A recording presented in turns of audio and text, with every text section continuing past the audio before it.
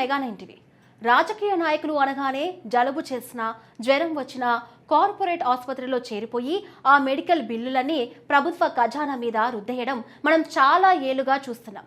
కానీ AP deputy CM Pawan Kalyan రూటే separate. ప్రజాధనాన్ని వ్యక్తిగత అవసరాలకు వినియోగించుకోకూడదన్న సూత్రాన్ని ఆయన తూచా తప్పకుండా పాటిస్తున్నారని మరోసారి నిరూపించుకున్నారు. ఇటీవల ముంబైలో ఆయన భుజానికి జరిగిన శస్త్రచికిత్సకు సంబంధించిన ఖర్చులన్నీ స్వయంగా భరిస్తున్నారు. ఆపరేషన్ ఖర్చులు, ప్రయాణ ఖర్చులు అన్ని తన సొంత నిధుల నుంచే వెచ్చిస్తున్నారు. ఇది నిజంగా ఒక ఆదర్శవంతమైన నిర్ణయమని చెప్పవచ్చు. రాష్ట్ర మంత్రివర్గ సభ్యులకు ఆరోగ్య సమస్యలు వచ్చినప్పుడు చికిత్సకు అయ్యే ఖర్చులను ప్రభుత్వం నుంచి పొందే అవకాశం ఉన్నప్పటికీ పవన్ కళ్యాణ్ ఈ అవకాశాన్ని వినియోగించుకోకుండా తన స్వంత ఖర్చులతోనే చికిత్స చేయించుకోవడం విశేషం. గతంలోనూ ఆయన ముక్కుకు జరిగిన శస్త్రచికిత్సకు కూడా సొంత నిధులే ఉపయోగించారు. ఇది ఆయన ప్రజాసేవ పట్ల నిబద్ధత, ఆర్థిక క్రమశిక్షణకు నిదర్శనమని రాజకీయ విశ్లేషకులు చెబుతున్నారు.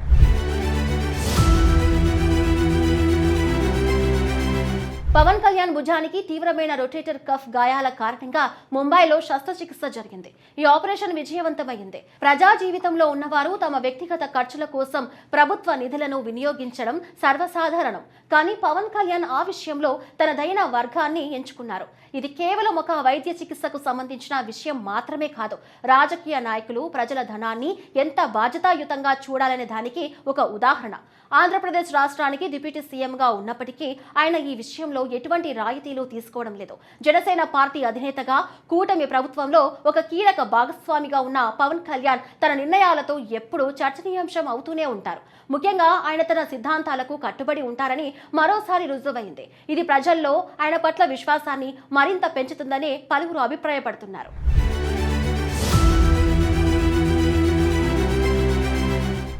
పవన్ కళ్యాణ్ తీసుకున్న ఈ నిర్ణయం ప్రభుత్వ పాలనలో పారదర్శకత, జవాబుదారీతనం ఎంత ముఖ్యమో తెలియజేస్తుంది. ప్రజాధనం అంటే ప్రజల కష్టార్జితమని ఆయన బలంగా నమ్ముతున్నారు.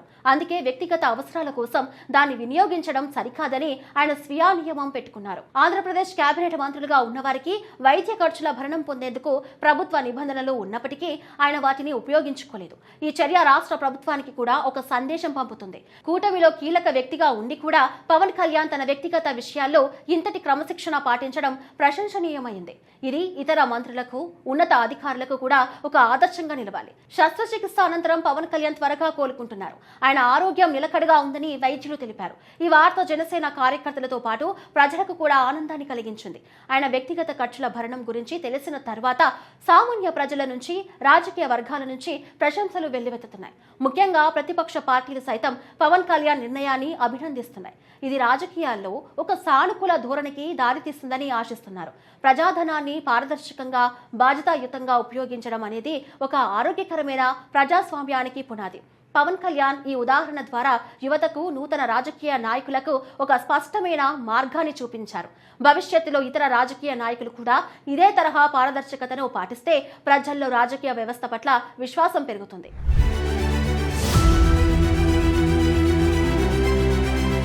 పవన్ కళ్యాణ్ నిర్ణయం కేవలం ఆర్థిక క్రమశిక్షణకు సంబంధించినది మాత్రమే కాదు. ఇది ఒక నైతిక విలువకు కూడా ప్రాధాన్యత ఇస్తుంది. ప్రజా జీవితంలో ఉన్నవారు ఎంత నిరాడంబరంగా ఉండాలో, ఎంత నిజాయితీగా వ్యవహరించాలో ఆయన తన చేతులతో నిరూపిస్తున్నారు. చాలా మంది నాయకులు తమ వ్యక్తిగత పనులకు కూడా ప్రభుత్వ నిధులను వాడుకుంటూ ఉంటారు. కానీ పవన్ కళ్యాణ్ అందుకు విరుద్ధంగా వ్యవహరించారు. గతంలో ముక్కుకు ఆపరేషన్ చేయించుకున్నప్పుడు కూడా ఆయన ఇదే వైఖరిని అవలంబించారు. అప్పటి నుంచి ఈ స్వీయ నియమాన్ని పవన్ కళ్యాణ్ పాటిస్తూ వస్తున్నారు. ఇది ఆయనకు ప్రజల మధ్య ఒక గొప్ప గౌరవాన్ని తెచ్చిపెట్టింది. ఆయన రాజకీయ ప్రస్థానంలో ఎన్నో ఎత్తుపల్లాలు చూసినప్పటికీ తన సిద్ధాంతాలను మాత్రం ఎప్పుడూ వదులుకోలేదు. పదవులు ఉన్నా, పవర్ ఉన్నా, నిబద్ధత, నిజాయితీగా ఎలా ఉండాలో పవన్ కళ్యాణ్ నిరూపిస్తున్నారు. ఇలాంటి నాయకులు రాజకీయాల్లో ఉంటే ప్రభుత్వ ఖజానాకు ఎంతో ఆదా అవుతుంది. ఆ డబ్బు సామాన్యుల కోసం ఉపయోగపడుతుంది.